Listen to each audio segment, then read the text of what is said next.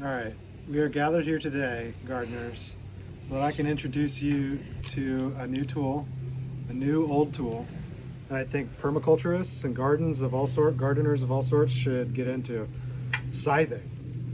If you're a permaculturist or a permie, you should be familiar with the term chop and drop.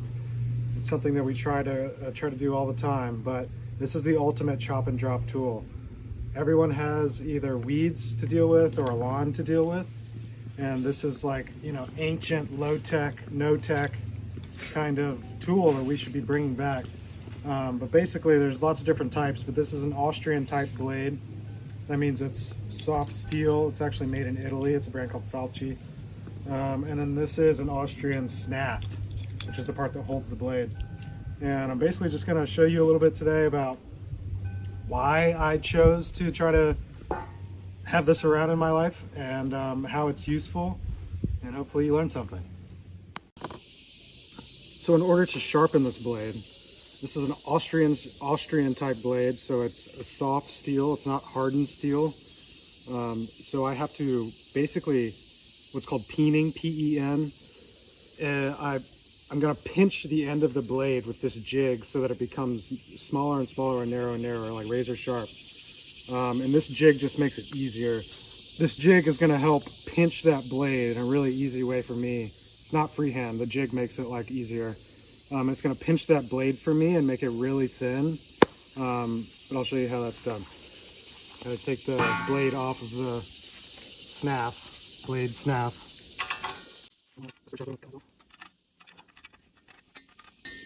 It's really easy tech. This is like a square kind of Allen wrench shape. This has very little, things that can go wrong or things that can be problems, which is another reason why it's such a cool tool. It's a good design, basically. Let's see if I can get this thing off. Here's the blade. So basically, if you watch like the masters at work, they say that this blade needs to be so thin at the edge that you put your fingernail under here and just rolling it, you should be able to see the blade like warp and arc with just that little bit of pressure of my fingernail. But this blade has a long way to go before it gets there. Hopefully one day I can be good enough at peening that happens. But, it works pretty well for now. I'm not complaining. But this is basically how it's done. You put the blade on the jig, and then this little cap, I'm gonna hammer, and that pinches the blade between the cap and the anvil, like this. And you do it like 16 times an inch. There's two types of jigs. You do the first jig, and then you do the second jig, and then you're ready to go. I probably peened this blade with the two jigs, probably like not even 10 times yet, but I'll show you, it in practice and use. I'm gonna peen first, and then we're gonna go out into the field. All right. I mentioned that after you peen, which is like the hammer, and you're hammering the blade thinner and thinner. There's this other accessory of sharpening called honing. This is a whetstone. It literally sits in a wet cup of water, and that just like helps the friction out of the texture. And then you just pass it a couple times this way on one side of the blade. It's basically getting off any little burls or inconsistencies that are on the edge of the blade that we can't really see. A couple times like this, and once like this, it becomes, it's ready to go. And you use this in the field more often than peening. You peen, every few sessions, but you hone in the field with the whetstone often. So my favorite use for this blade so far has been in this fruit tree guild that we have. So this is a peach gumi bush and a persimmon tree. These tall ones are sunchokes. There's a little bit of other stuff in here too, but those are the main characters. But we don't want this to be like a high maintenance guild. We want it to be as low maintenance as possible. And we've pretty much done that. This guild doesn't take hardly any maintenance at all, but this thing really changes it because there's obviously going to be weeds. We're not weeding in here. We're letting, the plants that we want to grow compete with the weeds. And we try to get rid of the weeds every once in a while, but we want as little maintenance as possible. And what I can do with this, instead of a noisy, kind of painful weed whacker, is I can come on in here and just cut through the weeds. It doesn't need to be perfect, you know, you're just like weeding around your existing plants, like this Joe Pye weed. You know, there's some mulch under here, but all I have to do is kind of, you know, I don't know, abuse the grass around here. And I'll get weeks more of time before I have to manage this again. This penstemon, which is like falling over because the seed heads are here. The blade is great for that because look, I can just slip it under all of them and scythe the grass under it without damaging the penstemon at all. They still have their seed heads, they're going to drop. Same thing with this persimmon tree. Because this side of the blade is blunt and not sharp, I can put it right up against tree trunks and stuff, a fence, and not worry that it's going to damage the trunk. But I can get that close. And so when you look in here, all this brown dead material is stuff that I had scythed like, I don't know, a couple weeks ago. So this is what like a super low maintenance guild looks like. And the scythe really makes a difference. You can actually get shorter blades. They're called bush blades. This is actually called a grass blade. But you can get shorter ones that are basically meant to do like smaller quarter trimmings and stuff. But look at all the dead material. Under the gumi, there's no weeds at all. It has so much room. You know, these are native asters. They're really not having any trouble competing with the weeds around them. Big time over here. Really tall grass, and it all got scythed. I can go up against this cage. You know, you want to keep your stuff when it's like a baby. This is a gooseberry in cages. I can go right up to the cage with the blade. And then all this brown stuff is going to be fertilizer. And I cut this down. And it just sits there like this. This is chop and drop. This is why this tool is the best.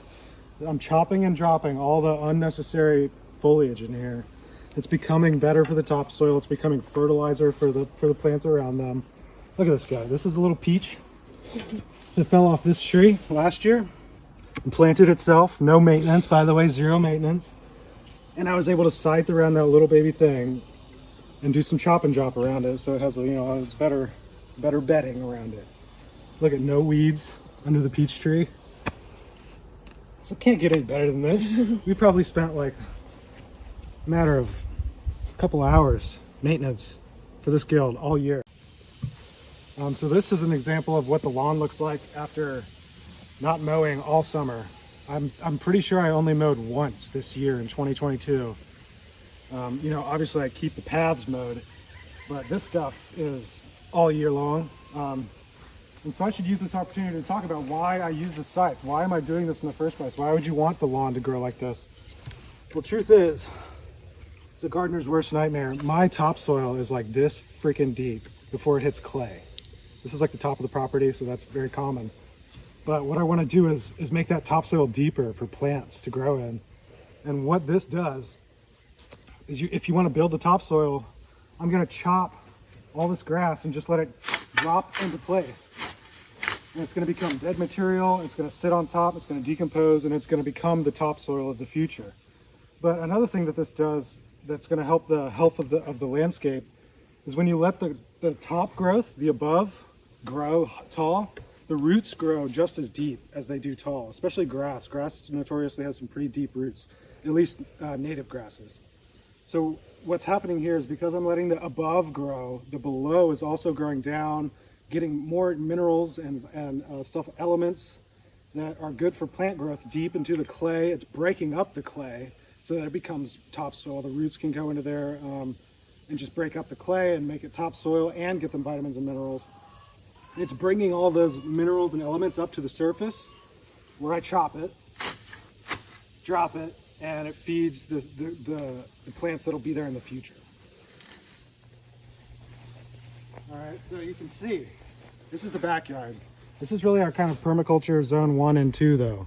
These are all fruit trees that we're doing a sheet mulching underneath. They're going to be, you know, guilds. Over here is the vegetable garden. There's 2 apple trees right there. I'm going to show you the apple trees. But this is going to be our main growing area. This is our zone 1 and 2. So all of this tall growth right in front of us, I'm going to scythe this down. I'm going to let the chickens go through the chop and drop so that they'll till up the area. Basically, they'll fertilize the area. And then next year, this is all going to be growing space for vegetables and probably more food foresty perennials. This is a good example of what I'm trying to accomplish here with this scything and chop and dropping. All this dead material was chop and dropped from another part of the property that I don't really care about. I'm not growing anything there. I don't care about the grass, but I took all that supplemental matter, organic matter, and I put it here. You can see, come closer. This is like probably like 6 inches deep. Look, there's cardboard underneath from when we sheet mulched, you know, like earlier in the season. This is like 6 inches of organic matter. It was easy, no fossil fuels involved, easy to acquire. I drape it here like a blanket around this apple tree, and it's going to suppress the weeds. I don't have to weed. It's going to add to the topsoil. It's going to add to a microbiome because the darkness under all of this, like it wants to create a habitat for insects and things like that. This is what we're trying to do as permaculture people. We want to feed the soil. As there's a saying in permaculture, we're growing soil, not plants. We're cultivating soil and not plants. This is the best way to do it. And so what I'm going to continue to do here is I'm going to scythe through around all these apple trees, these 2 apple trees, and then I'm going to scythe over there, and then like I said, I'm going to let the chickens go through the chop and drop so that they get exercise. They like to scratch through it. They're going to find all the bugs that are hiding under there. Like I said, this dark, moist environment just loves to have bugs come through. And the chickens are going to eat that. They're going to have a supplemental feed through there. This one little tool, which was hard as heck to find, by the way. There needs to be a scythe renaissance because it was hard as heck to find a snath and a blade that were acceptable to me. But this tool needs to come back. People need to use this more on a small scale. If I had a small yard, I have like 5 acres here. If I had a small yard, this would be even more attractive to me because I'd have to do less work. But it's really not that much work. Let me see if I can show you. So there's a lot to say about the form in which you do scything, but what you're doing is slicing, you know, like you're slicing here. You're not cutting perpendicular to the blade, you're like cutting parallel to the blade. So you want to do like this wide swath like this, so that you're slicing all these things. You know, and the reality is, if your blade's not sharp enough, that's going to be almost impossible because it's not going to slice well enough. So you do have to do some kind of like cutting action, more jerking, but it's not hard. Just try to remember to keep your back straight. It really doesn't even bother my back. I mean, it is an arm exercise, I guess. And it's not going to look like a carpet, you know, like a lawn afterwards, but I think this looks better because I know this is going to be future yields, future rewards. But letting your lawn, you know, grow an inch and then cutting it is not going to do anything significant for the topsoil. You see, this is chopping right through stuff.